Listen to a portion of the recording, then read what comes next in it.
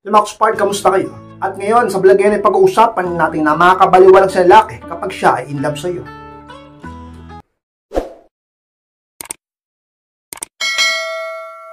Kung handa na kayong lahat, masarap po tayo. At muli, be Spark!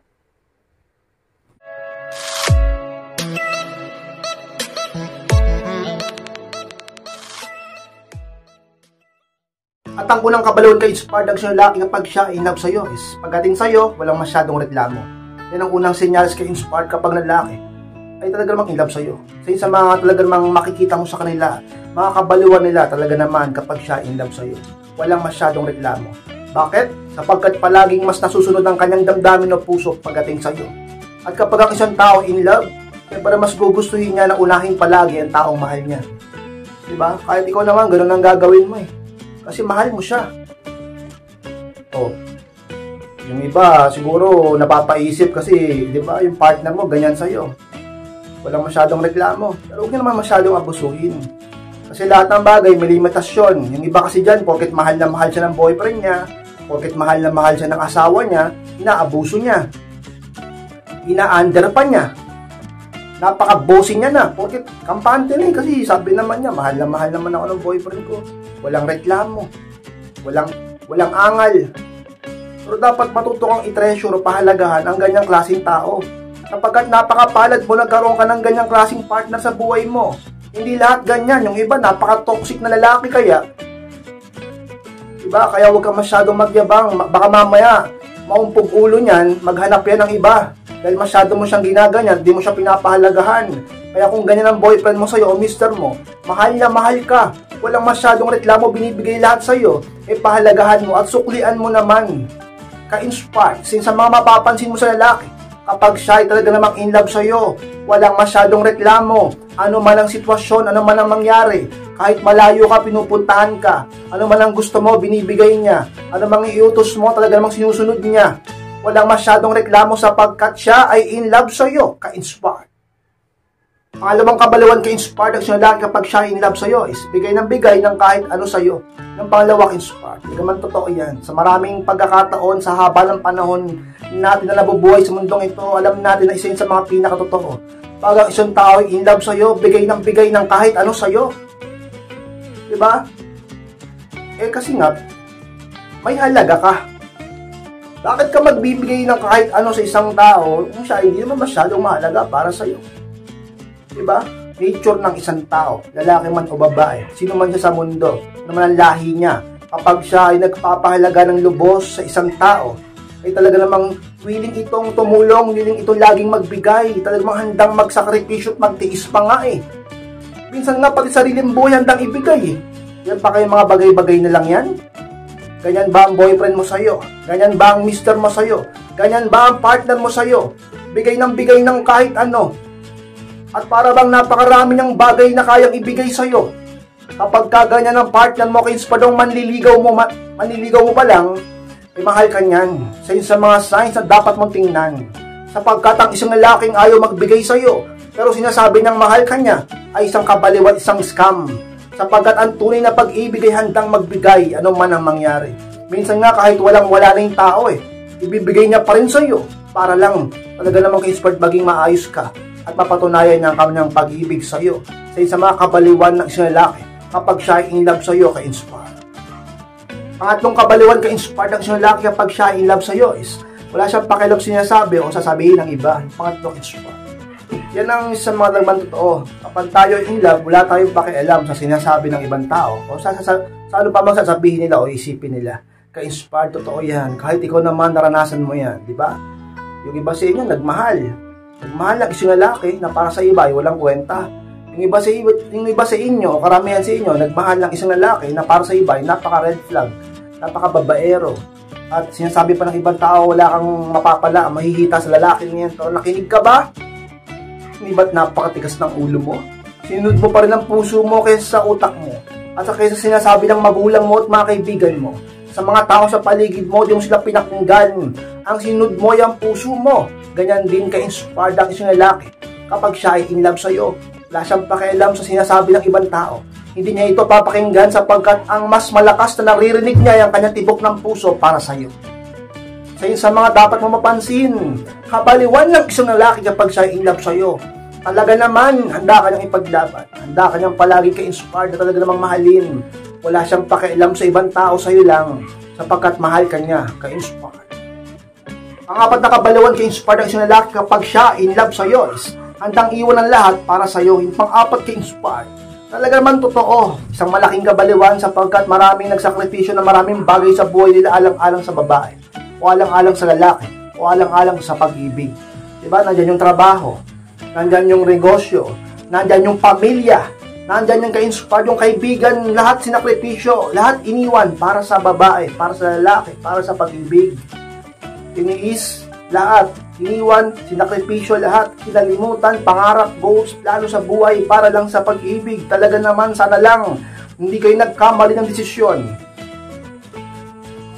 Kapag malaking sakripisyo yan, at talagang malaking kabiguan yan kapag kayo ay talagang mga ka-inspired nagkamaling desisyon. Diba, marami dyan, iniwan ng pamilya, iniwan ng tunay na pamilya, para lang sa kabit niya, hindi nakinig sa magulang, hindi tinapos yung pag-aaral, iniwan yung trabaho, pinabayaan yung negosyo, kinalimutan yung kaibigan, hindi na inisip yung pangarap, dahil umibig ng sobra. Nabaliw sa pag-ibig na in love sa isang tao. Karamihan nagkakamali dyan, mga kabataan minsan nga, pati matatanda na Kasi hindi lang buto marurupok, pati puso marurupok pa rin, kahit may edad na. Wala man kasi pinipilang pag-ibig. Diba? Pero sikapin mo palaging gamitin ang utak mo. Lalo na kung may edad ka na, matuto ka sa pagkakamali ng nakaraan mo at sa pagkakamali ng ibang tao. Maging matalino ka na, ka-inspired. Since sa mga talaga namang kabaliwan ng isang lalaki, kapag siya ay talaga namang in love sa'yo, handaan niyang iwan ang lahat para sa'yo, sapagkat ganyan ang pagmamahal, sobrang pagmamahal para sa isang tao, ka-inspired. Malamang kabaliwan ka-inspired ang isang lalaki kapag siya in love sa'yo, gusto niya palagi kayong nag-uusap, yung palimang ka-inspired. Since sa mga naman totoo, kapag ang lalaki in love sa'yo, gusto niya palagi kausap ka. Yung iba nga dyan, gusto palagi nagkikita Gusto lagi magkasama. Diba? Yung iba pwede na sa usap, chat, call, text, video call. Diba? Gusto palagi nakakausap ka. Ang totoo niyan, ang puso niya talaga ang nag-uutos sa kanya. Kasi kung utak lang, siyempre marami tayong responsibilidad. May trabaho, nag-aaral. May mga kailangan gawin sa bahay. May mga kailangan gawin sa negosyo. Utak lang masusunod, kanya uunahin. Kaya niya naman mabuhay nung hindi ka pa niya nakikilala Diba? Masaya nga siya nung hindi pa kayo magkakilala Kaya niya pa rin gawin yun kung utak ang paggaganahin niya, kung utak ang susundin niya. Pero nagdadaig siya ng kanyang puso, dahilan kung bakit palagi kanyang hinahanap. At dahilan kung bakit gusto kanyang palaging makausap. Ang isang lalaki kapag baliw sa'yo, gusto malaman palagi kung anong ginagawa mo. Naging parte ka na ng buhay niya. Nagkaroon na ng napakalaking attachment sa'yo. In love na sa'yo. Ka-inspired. Ganyan ba ang boyfriend mo sa'yo? Ang manliligaw mo o mister mo na?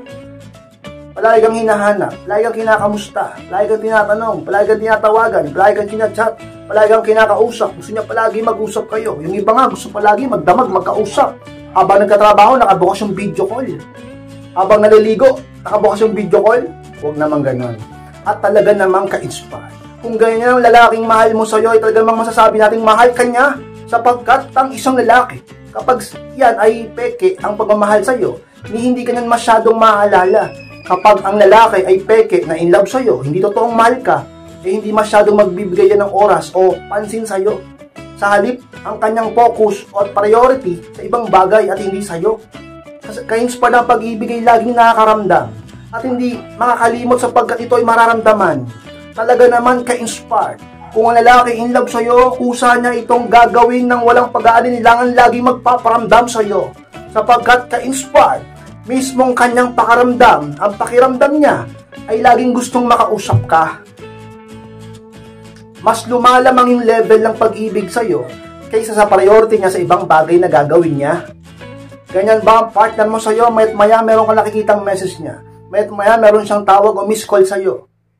Di ba't ganyan ka rin sa buhay mo? Minsan sa buhay mo naging ganyan ka rin kabaliw sa lalaki? na noon ay di mo naman ginagawa yun sa buhay mo.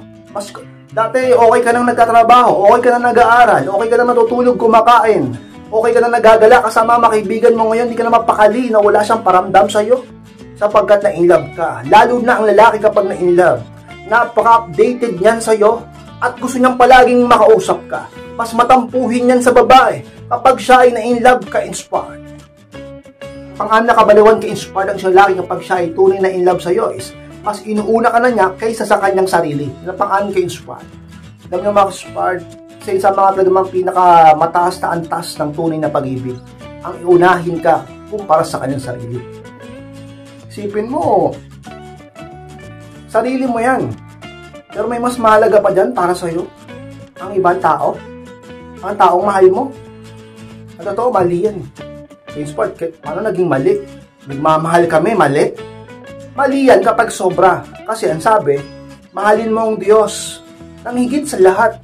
At mahalin mo ang iyong kapwa. Tulad ng pagmamahal mo sa iyong sarili. Tulad lang ng pagmamahal mo sa iyong sarili, pantay. Hindi sobra pa sa sarili mo.